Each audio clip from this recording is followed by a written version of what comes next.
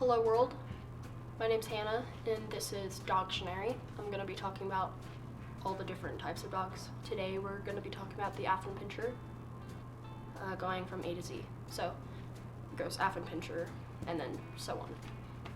Anyway, the Affenpinscher is a small dog that originated from Germany with a very, very big personality. They are very spunky, very mischievous, and very confident. So one thing you want to know about an Affenpinscher is even though they're small, they think they're big dogs. So make sure you know where they are because they could get themselves in some pretty sticky situations with bigger dogs. Just keep that in mind. They are very confident in themselves. Yeah. They're also fairly easy dogs. And what I mean by that is that their coat and their grooming is pretty low maintenance. So they've got a coarse coat and it's easy to take care of. You can brush it once a week, maybe even less than that, realistically. Just like any other dog, you still need to take care of it, brush its teeth, preferably every day. But with their coat, you'll be fine, and especially because with other small dogs like a Shih Tzu or a Maltese, you might need to groom them a lot, get their fur cut, because it's supposed to look silky and kind of, well kept. With an Affenpinscher, if that's not what you're into, if you don't want to spend a bunch of money at the groomers, then keep your dog scruffy. That's actually kind of the aesthetic of having an Affenpinscher.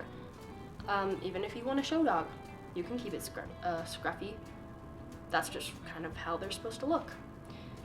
And even in Germany, where they originated in, the 17th century, they were just dogs that killed rats. They were ratters. And they worked in restaurants, on the streets, farms, really anywhere that there was rats, you would probably see an Affenpinscher. Today it's a little bit different. Now, schnauzers are kind of the thing in Germany.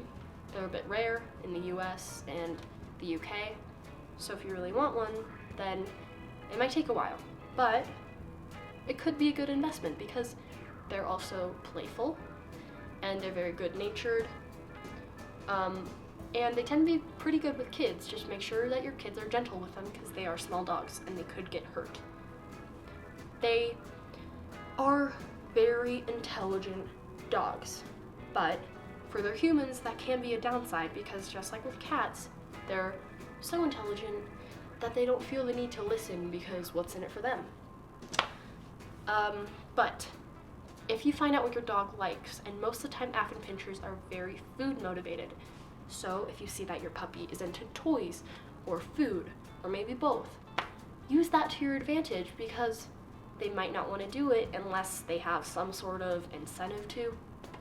And if you're consistent and you start young, or even if they're older, let's say you get an older dog from a shelter, just make sure you're consistent and you find what they like. I think they're pretty funny looking dogs and their personality matches that. But basically, they are like a scruffy little monkey dog. They've got a pushed in snout. By the way, I say schnout, I guess. But they have that kind of scruffy coat and they're small. They look like a monkey, and normally they're like black or brown or fawn. Most of the time they're black though. You probably aren't gonna find a brown Affenpinscher or a tan one or a silver one, but they do exist. Yeah, so if you want a funny looking dog with an even funnier personality, then get an Affenpinscher. So here's the gist of it. With grooming, I'd say they are 4 out of 5 dog bones. They're easy and hypoallergenic, meaning they're better for allergies. They're not hypoallergenic. No dog really is. with exercise. They're pretty good. They're playful, but they're not hyper. And so they're good with kids too. With kids, they're probably a 3 out of 5 dog bones, because the kids might need the training on this part, not really the dogs. Just make sure your kids are gentle. So little tiny kids and babies might not be the best. They have a funny personality.